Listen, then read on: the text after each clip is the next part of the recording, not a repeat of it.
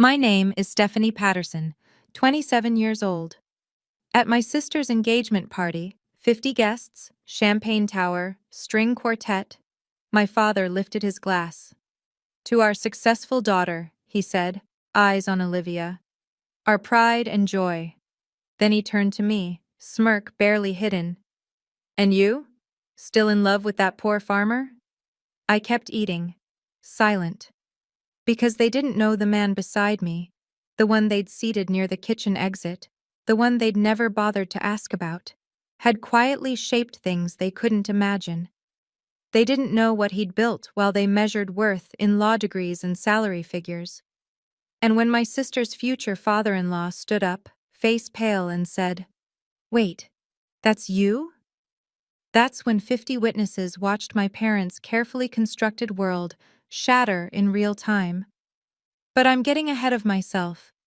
Let me take you back to where this really started. The Patterson family has been practicing law for 3 generations, since 1952 to be exact. My grandfather opened the firm in Philadelphia with a single office and a rotary phone. My father expanded it to 15 attorneys and a corner suite downtown. The waiting room has framed photographs of every Patterson lawyer who's ever worn the family name like armor. My grandfather in his pinstripe suit, my father accepting his Harvard law diploma, my sister Olivia at her Penn Law graduation, beaming beside our parents. I'm not in any of those photographs, not because I didn't graduate, not because I disappeared, but because at 19, when I told my parents I wanted nursing school instead of law school, something shifted. My mother looked at my father across the dinner table that night, her pearl bracelet catching the light, and said, "Mitchell, what will you tell the Harrisons?" The Harrisons were family friends, lawyers, naturally. My father didn't look up from his briefcase. "I'll tell them Stephanie is exploring options." Exploring options. That was the phrase that followed me for 8 years. I remember the first family gathering after I graduated from nursing school. I was 23. My Uncle Raymond, a corporate attorney naturally, asked about the girls at Thanksgiving dinner. My father smiled, straightened his navy blue tie, the one he only wore when he wanted to make an impression, and launched into a 5-minute explanation of Olivia's position at the family firm, her cases, her trajectory toward junior partner. When Uncle Raymond turned to me, my father's smile tightened. "And you, Stephanie?" Raymond asked. "She's in healthcare," my father said quickly. Then he shifted topics to a merger case like I'd ceased to exist. I didn't say anything. What could I say? That I loved my work? That holding a patient's hand through their fear mattered more to me than billable hours? They'd already decided nursing wasn't a career, it was a phase. The real pattern, though, showed itself in smaller ways. Last Thanksgiving, 2024, my mother set the table with her usual precision. Olivia's place was directly across from my father, the seat of honor. Linen napkin folded into a swan. Mine was at the corner near the kitchen door. Paper napkin. During dinner, my mother asked Olivia about the Henderson case, her eyes bright with genuine interest. "Darling, tell us how you handled the cross-examination." Olivia talked for 15 minutes. My parents listened like she was delivering a TED Talk. Then my mother looked at me. "Stephanie, could you pass the salt?" That was it. That was my conversational contribution that night.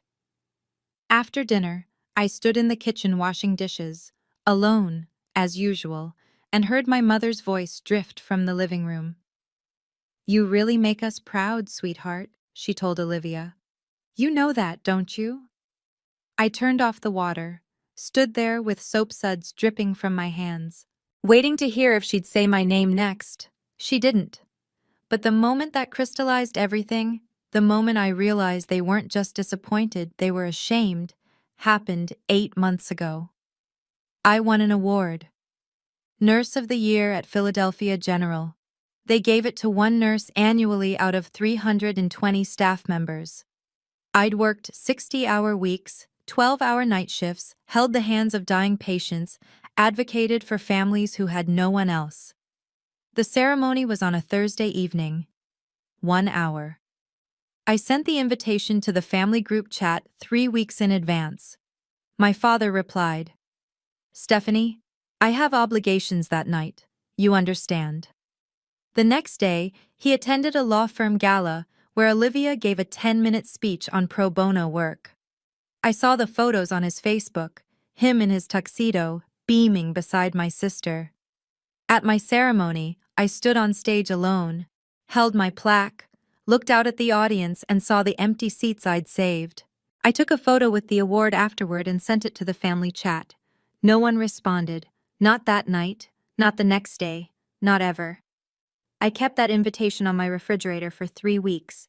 Cream-colored cardstock with gold lettering. "Please join us in honoring Stephanie Patterson." Every time I opened the fridge for milk or leftover pasta, I saw it. A reminder that even my accomplishments weren't worth their time. So when people ask me why I didn't tell my parents more about Daniel, why I kept him separate from that world, the answer is simple. They never asked.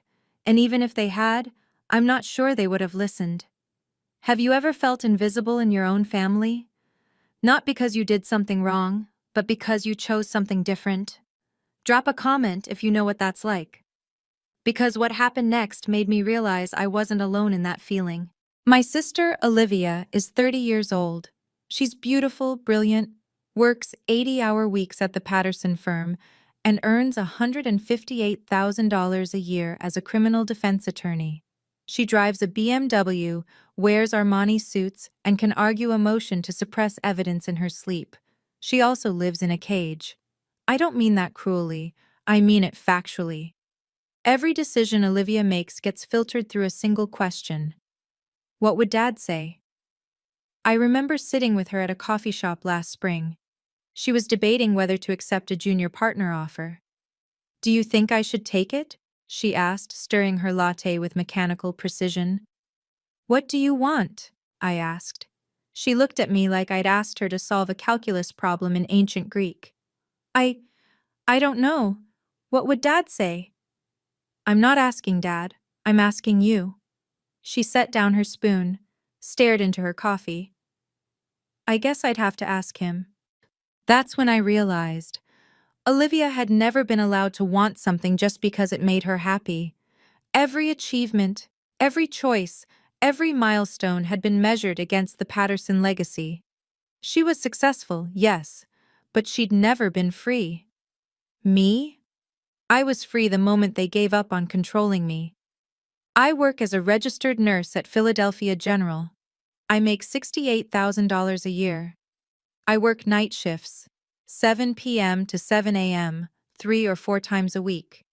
12 hours on my feet. 60 patients a week, give or take. I wear scrubs that smell like antiseptic and sneakers with worn-down soles because comfort matters more than fashion when you're walking 6 miles per shift. My parents look at those sneakers like they're evidence of failure. But here's what they don't see. I chose this work because it matters. Because when an 83-year-old woman is alone and scared at 2 a.m., and I sit beside her bed and hold her hand through the pain, she looks at me and says, "Thank you. You saw me." Being seen. That's what nursing gave me. Ironic, isn't it? The career that made me invisible to my family made me visible to strangers. 5 days before Olivia's engagement party, she texted me. "Olivia, I know Mom and Dad are being difficult about Daniel. I'm sorry." Me. "You don't have to apologize for them." Olivia. "I just want this weekend to go smoothly." I stared at that message for a long time. What she really meant was, please don't make waves. Please don't make them uncomfortable. Please just stay small and quiet so I can have my perfect party. Me. "I wasn't planning to." Olivia. "Thanks, love you." Love you, she meant it, I knew she did. But love without action is just a word. And Olivia had never once stood up for me when it mattered. So no, I wasn't angry at my sister. I was sad for her, because she was so busy being the daughter they wanted that she'd forgotten to figure out who she actually was. And the worst part? I used to be jealous of her. Used to wish I could be the one they bragged about, the one they introduced first, the one whose accomplishments made them light up. But sitting there reading her text, "Love you," I realized something. I didn't want their pride anymore. I just wanted them to see me as enough. Not as a lawyer, not as a failure, just as Stephanie. But that's not how this story was going to go. I met Daniel Shaw 18 months ago at the Wayne County Farmers Market. It was a Saturday morning in late summer. I'd gone to buy tomatoes and fresh bread, and I ended up standing in front of his booth for 20 minutes talking about the purpose of work. He sold organic beef from his family farm, 150 acres in rural Pennsylvania, 4 generations of Shaws raising cattle on the same land. His hands were calloused. His flannel shirt had a small tear near the collar. He smiled when he talked to customers, especially the elderly women who asked about his grandfather's grass-feeding techniques. "Most people ask what I do for money," he said that first day, handing me a package of ground beef wrapped in brown paper. "You asked what I do that matters. That's rare." I looked at the wooden table he stood behind. Simple. Worn. A small painted sign read, "Shaw Family Farm. Established 1924. "I'm a nurse," I said. "I get asked about my salary a lot too. Like that's the only thing that defines the job."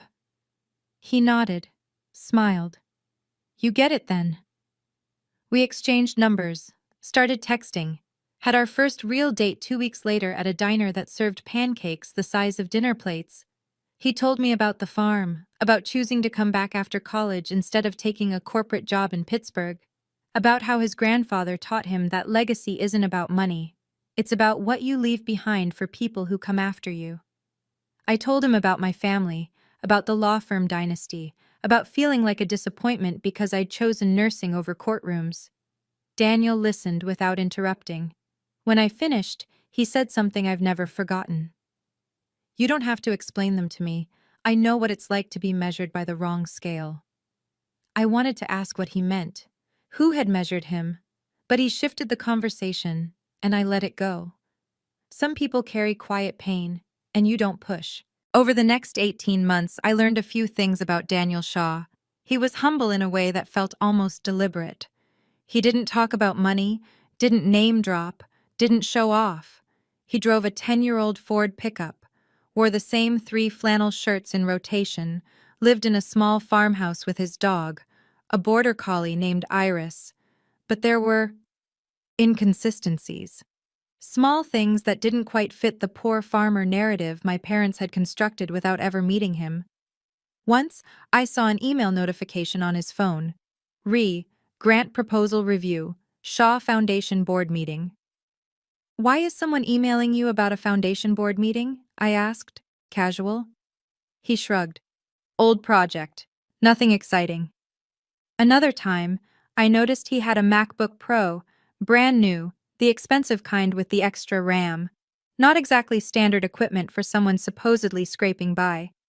And then there was the way he spoke. Not just educated. Lots of people are educated, but precise. Thoughtful. Like someone who'd spent time in rooms where words carried weight. "You ever think about doing something other than farming?" I asked once, lying on a blanket in his field, watching clouds. "Every day," he said quietly. "But this is what matters to me. The work, the land, doing something real." "You sound like you've done something else before." He smiled. "Maybe." I didn't push. Because here's the truth. I didn't care if Daniel was hiding something. I cared that he saw me. That when I talked about my worst shifts, the patients I couldn't save, the families I couldn't comfort, he listened like it mattered. My parents never once asked about him beyond the basics. "You're still dating that farmer?" my mother asked over the phone in early October. "His name is Daniel." "Right, Daniel. Is it serious?" "It's been over a year, Mom."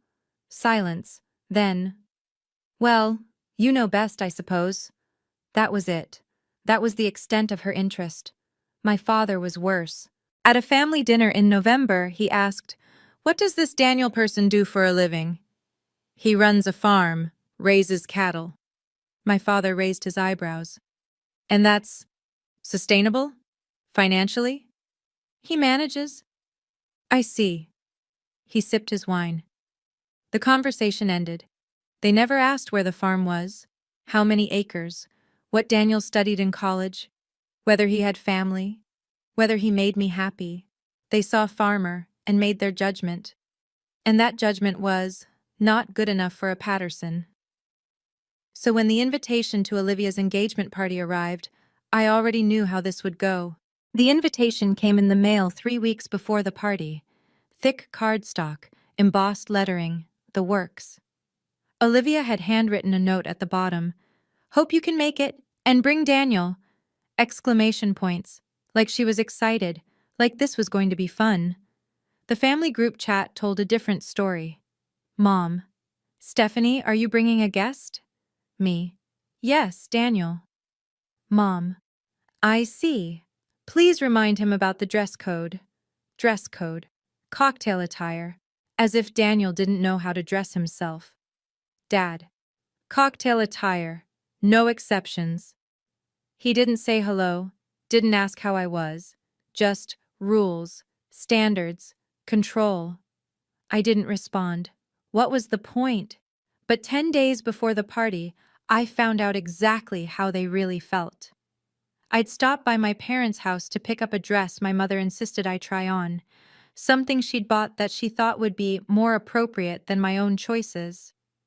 While she was upstairs looking for it, I stood in the living room waiting. That's when I heard her voice. On the phone, in the kitchen, the door was half open. "About the 2 seats for Stephanie Patterson and her guest," she said, voice crisp and businesslike. "Please place them at table 9, near the exit. No need for elaborate name cards. They won't be staying long anyway." I froze. "And for the stage introductions during the toast, just focus on Olivia and Philip. We don't need to complicate the narrative." Complicate the narrative. I stood there, hand on the banister, feeling something cold settle in my chest. Not anger, not even hurt. Just clarity. They weren't disappointed in me, they were ashamed, and they were actively trying to hide me. My mother came downstairs a minute later, smiling, holding a navy blue dress. "Oh good, you're here. Try this on." I looked at her, at the pearl bracelet on her wrist, the one she only wore when she wanted to impress people, at her perfectly styled hair, at the smile that didn't reach her eyes. "Did you find it?" I asked. "The dress?" "Yes, right here." "No. The seating chart. For the party." Her smile faltered. Just for a second. Then she recovered. "Oh, we're still finalizing details. You know how it is." I took the dress. "Table 9? She blinked. "What?" "You're seating us at table 9, near the exit." Her face went carefully blank. "Stephanie, there are 50 guests. We have to seat people somewhere. Near the kitchen, away from the VIPs. That's not..." She stopped, rearranged her expression. "It's just logistics, sweetheart." I nodded slowly, handed the dress back. "I'll wear my own." "But this one is..." "I'll wear my own," I said again, quietly, firmly. I left without trying it on. That night, I sat in my apartment kitchen, staring at the invitation on my counter. Daniel was at the farm, but we'd planned to talk later. When he called, I told him about the seating, about the voicemail. "Do you want to skip it?" he asked. No judgment, just the question. I thought about it, really thought about it. "No," I said finally. "I need to go. You don't have to prove anything to them." "I'm not trying to prove anything. I'm trying to say goodbye." Goodbye? To the version of myself that still hoped they'd change. Silence on the line. Then Daniel said, "Then we'll go. Together." And I knew, whatever happened at that party, I wouldn't be alone. But I couldn't have predicted what actually happened. None of us could. The Whitman estate is the kind of place people rent when they want to make an impression. Stone facade, manicured gardens, floor-to-ceiling windows overlooking a private courtyard. My parents had booked it for the evening, 7 p.m. to midnight, and spared no expense. String quartet in the corner, 3-tier champagne tower, 50 guests in cocktail attire mingling under Edison bulb string lights. Daniel and I arrived at exactly 7. He wore a clean white button-down and dark slacks. I wore a simple navy dress, the one my mother had said was fine, with a tone that meant it wasn't.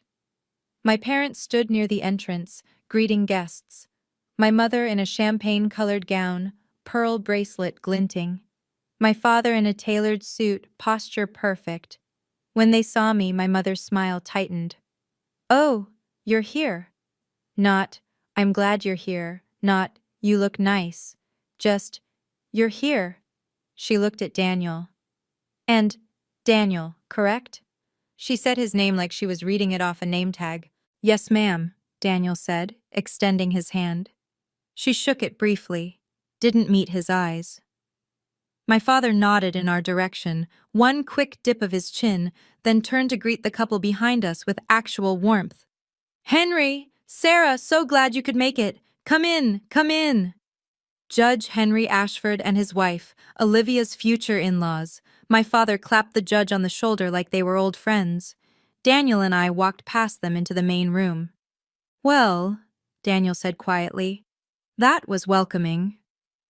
I almost laughed. Almost. We found the seating chart near the bar. Elegant calligraphy on a gold-framed board. Table 1, Olivia Patterson, Philip Ashford, Judge Henry Ashford, Sarah Ashford, Dr. Mitchell Patterson, Judge Laura Patterson, the VIPs. Tables 2 through 7, a mix of attorneys, a few doctors, some business owners, people my parents wanted to impress. Table 8, distant relatives who'd flown in from Ohio. Table 9, Stephanie Patterson, Daniel Shaw, and 2 other couples I vaguely recognized as Olivia's college friends she hadn't spoken to in years. "Near the exit," I murmured. Daniel read the chart. His jaw tightened slightly, but he didn't say anything. Just put his hand on my lower back, gentle, grounding, and guided me toward our table. Table 9 was exactly where my mother had described. Far right corner, closest to the kitchen doors, near the hallway that led to the bathrooms and the back exit. No floral centerpiece like tables 1 through 7. Just a small candle and some greenery. Our name cards were simple white cardstock. At table 1, the name cards had gold trim and little calligraphy flourishes. We sat down. Daniel pulled out my chair. The 2 other couples at our table glanced at us, smiled politely, then went back to their conversations. From where I sat, I could see table 1 clearly. My parents, laughing with Judge Ashford. Olivia and Philip, holding hands, glowing. My mother leaned in to say something to Sarah Ashford, and they both laughed, the kind of laugh that means someone feels included. I looked down at my empty plate. "You okay?" Daniel asked quietly. "Yeah." "You don't look okay." "I'm fine," I said. And then, because he deserved honesty, I knew it would be like this, but knowing and seeing are different. He reached under the table, took my hand, squeezed once. Across the room, 2 men in suits, attorneys, based on their conversation volume, stood near table 7. One of them glanced toward us, then leaned toward his companion. I couldn't hear the words, but I saw his lips move. "That's the younger daughter?" The other man looked, shrugged. "I thought there was only Olivia." "No, there's 2. She's different path, you know." "What does she do?" "Nurse, I think, and dating a farmer." A pause, then a chuckle. "Well, every family has one, I suppose." They turned away, sipping their champagne like they hadn't just summarized my entire existence in 4 sentences. Daniel's hand tightened on mine. He'd heard it too. "Ignore them," I whispered. "I'm not the one they're dismissing." "I've had practice." The lights dimmed slightly. The string quartet finished their song. A man in a tuxedo, the MC my parents had hired, stepped up to a microphone near table 1. "Good evening, everyone," he said, voice smooth and practiced. "If you'll please take your seats, we're about to begin." 50 people settled into their chairs. The room quieted. And that's when I saw it. Judge Henry Ashford, seated at table 1, glanced across the room. His eyes swept past tables 2, 3, 4, and stopped at table 9. At Daniel. The judge's expression shifted. Just slightly. A small furrow between his brows. Like he was trying to place a face he recognized but couldn't quite remember where from. Daniel noticed. I saw him notice. He kept his face neutral, but his posture straightened slightly. Judge Ashford stared for another second, then turned back to his wife, murmured something I couldn't hear. But he kept glancing back. 3 times in the next 2 minutes. Do you know him?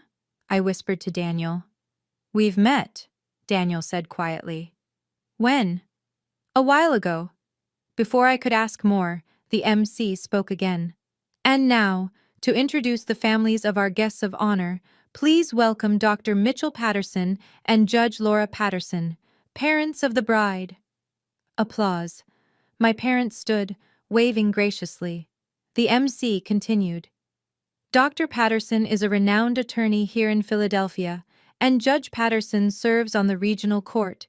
Together, they've built a legacy of excellence in law. More applause. And now, the MC said, let's meet the woman of the hour, Olivia Patterson, brilliant defense attorney and the pride of the Patterson family. The pride. Singular. The MC didn't mention me. Olivia stood, blushing, as people clapped. Philip kissed her cheek. And her fiancé, Philip Ashford, a rising star in the U.S. Attorney's Office. More applause. The MC gestured toward Judge Ashford. And of course, Philip's father, the Honorable Judge Henry Ashford, whose career in federal court speaks for itself. Standing ovation for the judge. He smiled, humble, waved it away. The MC wrapped up. What a remarkable gathering of accomplished individuals. Now, Dr. Patterson has a few words. My father stood, straightened his tie, picked up his champagne glass, and 50 people turned to listen. My father has always known how to command a room. It's a skill honed over 30 years of closing arguments and client dinners. He stood at table 1, glass raised, smile warm and genuine as he looked at Olivia. First, he began, I want to thank everyone for being here tonight. 50 of our closest friends and family, gathered to celebrate a truly special occasion. He paused. Let the room settle into attentive silence. Today, I stand here as a father, he continued, and if you'd asked me 30 years ago what I hoped for my children, I would have said, I hope they understand what it means to build something meaningful, to honor a legacy, to contribute to something greater than themselves. He looked at Olivia. His voice softened. Olivia has always understood that. From the day she chose law school, to the day she joined our firm, to today, watching her commit to a man who shares those same values, I have never been more proud. People murmured in agreement. Someone said, Hear, hear. My father's smile widened. To our successful daughter, our pride and joy. He raised his glass higher. 50 people raised theirs in response. And then his eyes slid to me. The smile stayed, but something behind it shifted, something colder. I also want to acknowledge, he said slowly, that every family is different. Every child chooses their own path. The room went quieter. People sensed the shift in tone. My younger daughter, Stephanie, he continued, gesturing vaguely in my direction, chose a different path. She's a nurse, a respectable profession, certainly. A pause, just long enough to let the word respectable hang in the air like a participation trophy. She works hard. I'm sure she finds it fulfilling.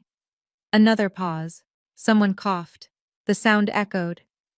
My father's smirk was so subtle that if you weren't looking for it, you'd miss it. But I saw it. Olivia saw it.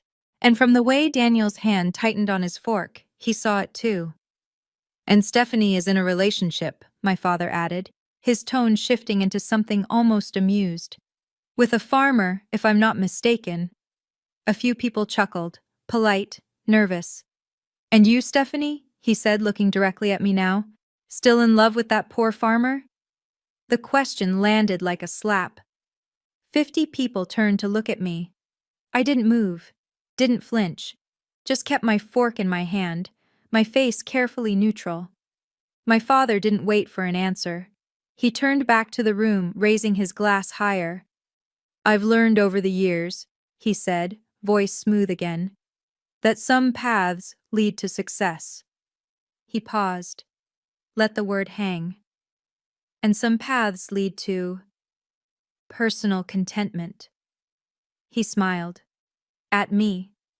The kind of smile that's meant to look kind but feels like pity.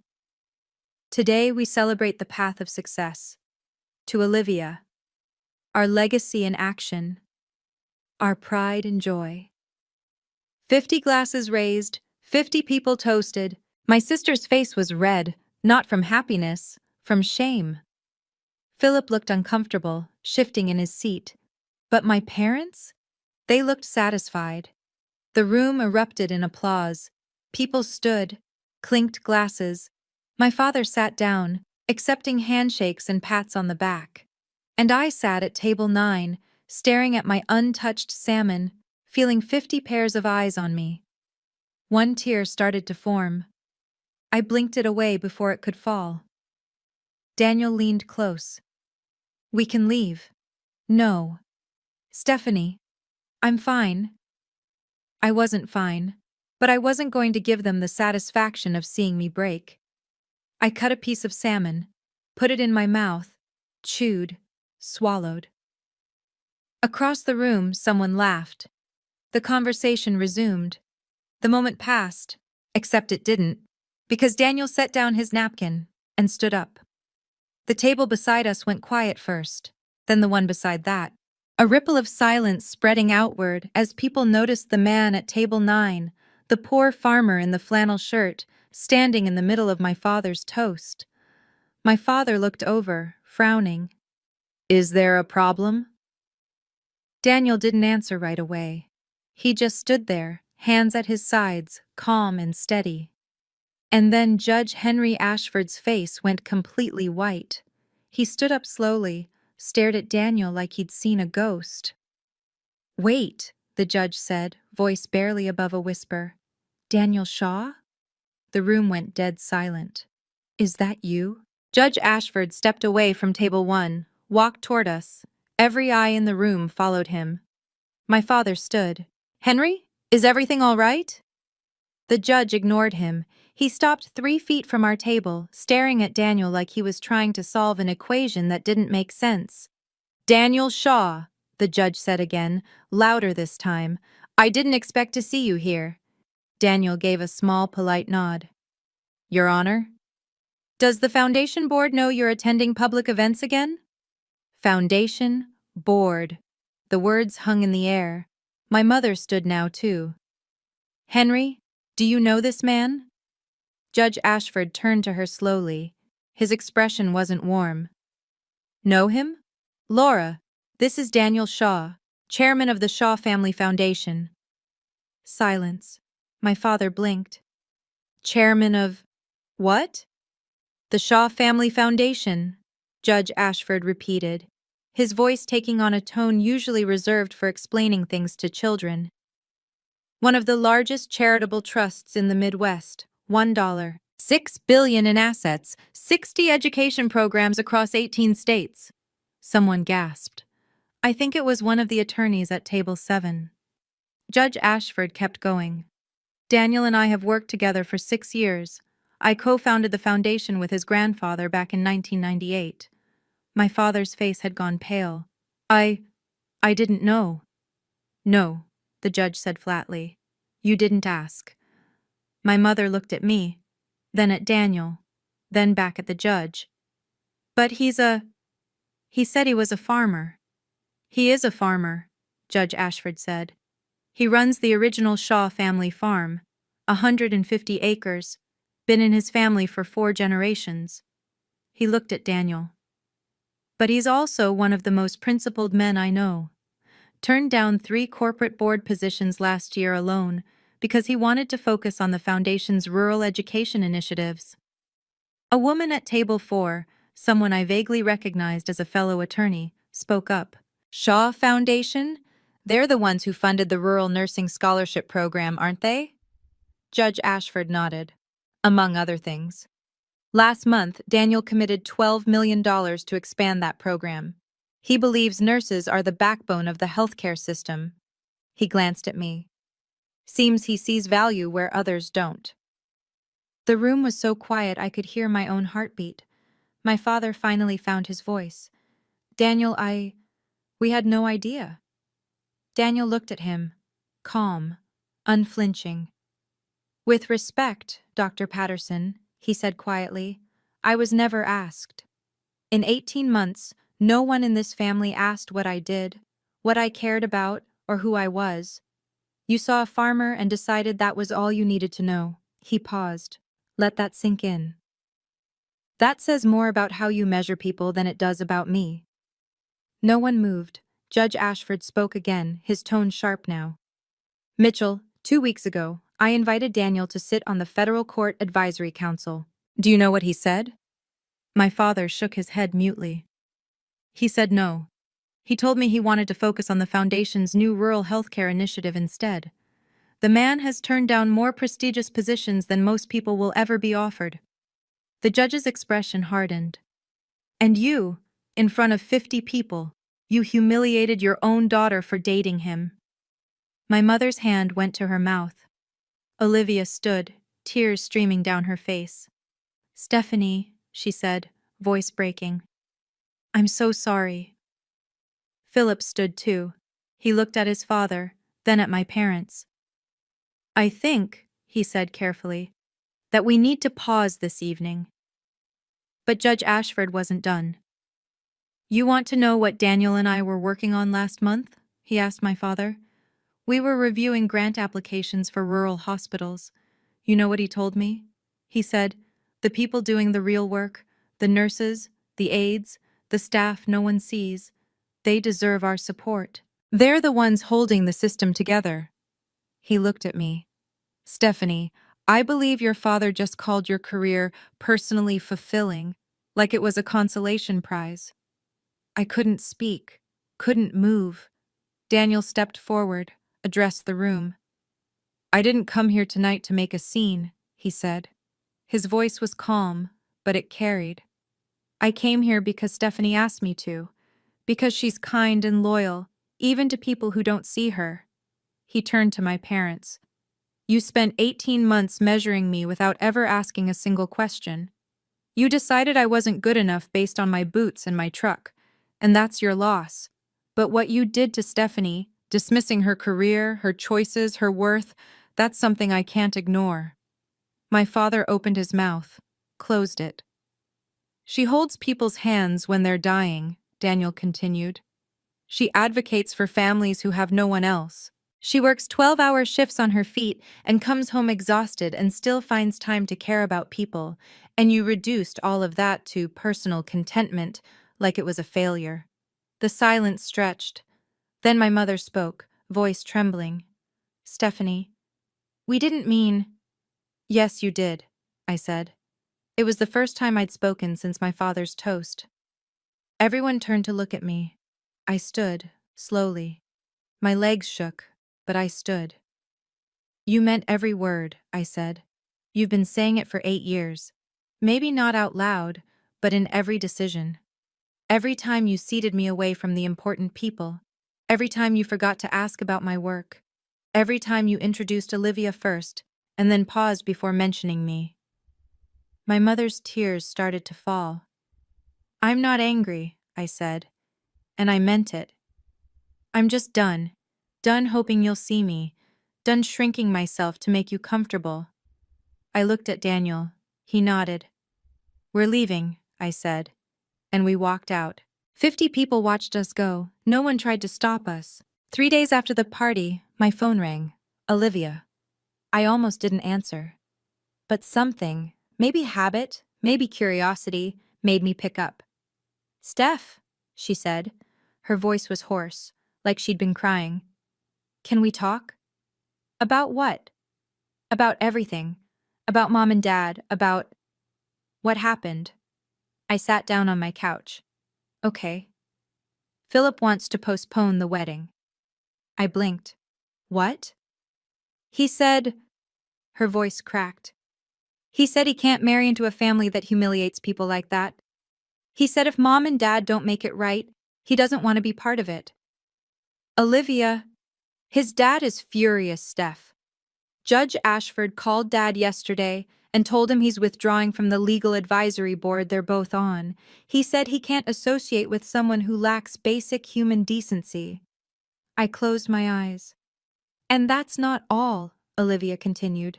2 of Dad's clients pulled their contracts. They said, God, Steph, they said they can't trust a man who treats his own daughter like that. How much? How much what? How much did he lose? Olivia was quiet for a moment. About $1.2 million a year in retainer fees. I let out a long breath. Mom's not doing any better, Olivia added. 2 of the judges she works with have been distant. She got uninvited from the Women's Legal Society luncheon next month. I didn't ask for any of this. I know, but it's happening anyway. Because what they did was wrong, and people saw it. I didn't know what to say. Steph, Olivia said softly, I should have stood up for you. A long time ago. I'm sorry. You're sorry now because there are consequences. No. I mean, yes, but not just because of that. I'm sorry because you were right. They've been awful to you. And I let it happen because it was easier than fighting them. I heard the truth in her voice, the regret. What do you want me to do, Olivia? I want you to let them apologize. Do they want to apologize, or do they want to fix their reputation? Silence. That's what I thought, I said. They're scared, Steph. They've lost clients, lost respect. Dad sits in his office every night staring at his phone like he's waiting for more bad news. Mom cries in the bathroom when she thinks no one's listening. And you want me to feel bad for them? No. I want you to give them a chance to make it right. I thought about that. About whether people who'd spent 8 years dismissing me deserved a chance. If they want to talk, I said finally, they can call me, but I'm not going to make this easy. And I'm not going to pretend everything's fine just to make them comfortable. Okay, Olivia whispered. Okay. We hung up. 2 days later, my mother called. Stephanie, she said. No preamble. Can you come to the house? Your father and we need to talk to you. About what? About everything, about what happened, about us. I paused. Do you want to talk because you understand what you did wrong, or because you're facing consequences? The silence on the other end of the line stretched for 10 seconds. Then my mother said, Both. I'm not going to lie to you. We're facing consequences. But your father and we've been talking. Really talking. And we realize we've failed you. You think?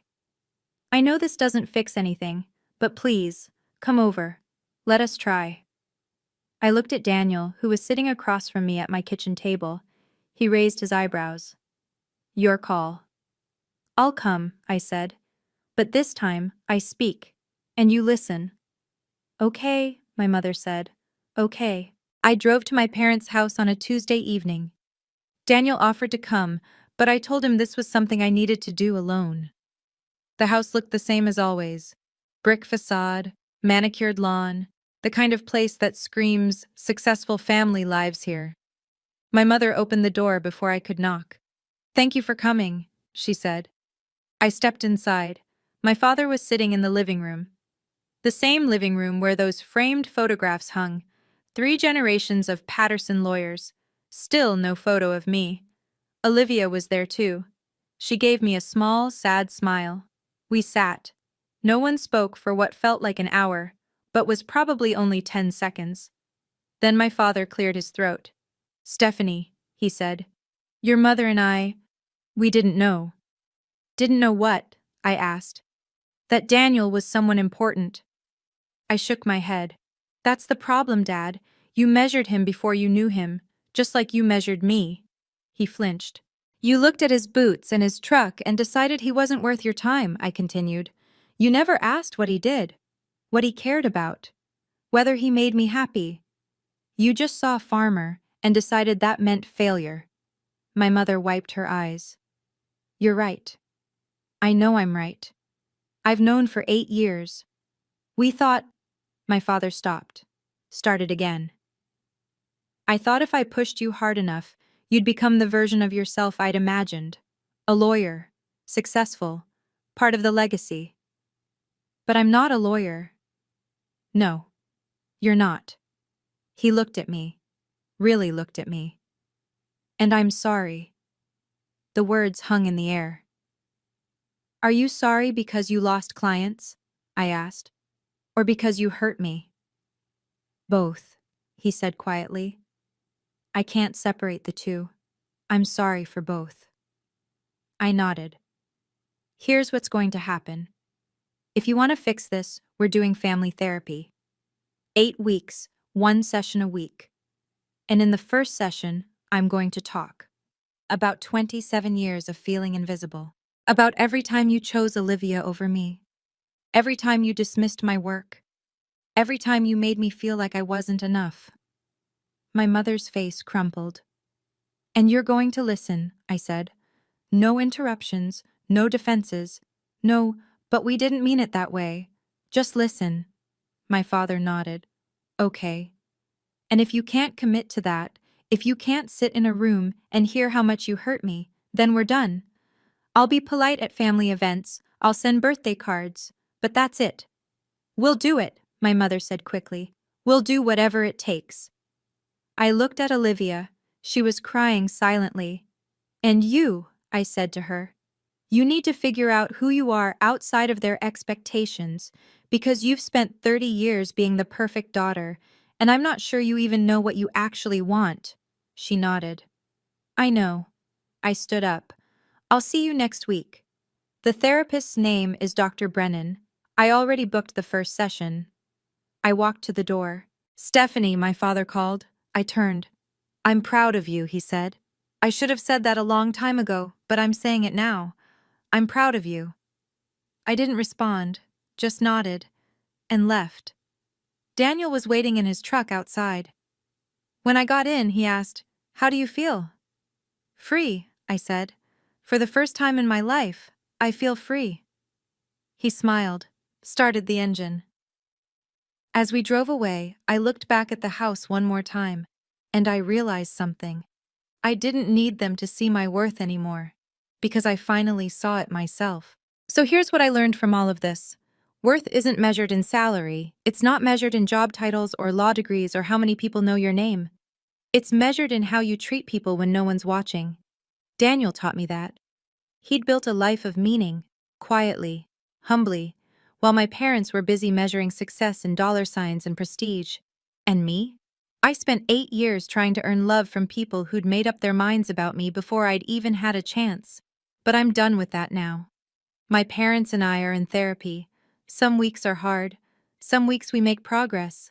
I don't know if we'll ever have the relationship I once wanted, but I've learned that wanting something doesn't mean I'm owed it. Olivia postponed her wedding, not canceled, postponed. She and Philip are working through what it means to build a marriage with a foundation of honesty instead of appearances. And Daniel?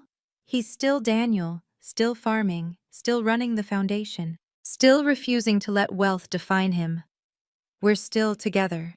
18 months turned into 2 years, maybe more.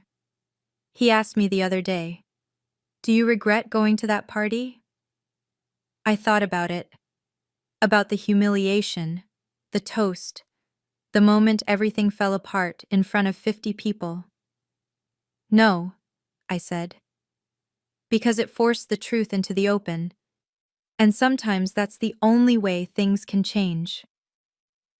If you've ever felt invisible in your own family, if you've ever been measured by the wrong scale, I want you to know something. You're not alone, and your worth isn't up for debate. It just is. Thanks for listening to my story. If it resonated with you, I'd love to hear your thoughts in the comments. And if you want to hear what happened at our first therapy session, because trust me, it was intense, stick around for the next one. Until then, remember, the people who truly see you don't need convincing, they just see.